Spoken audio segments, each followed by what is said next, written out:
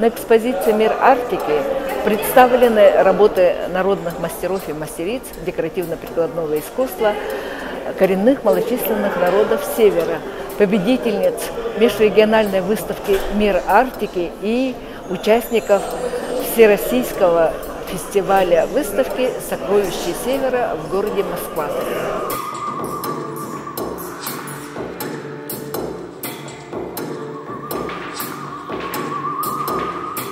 Уверен, что начавший свою работу форум сделает важный шаг к достижению устойчивого развития и благополучия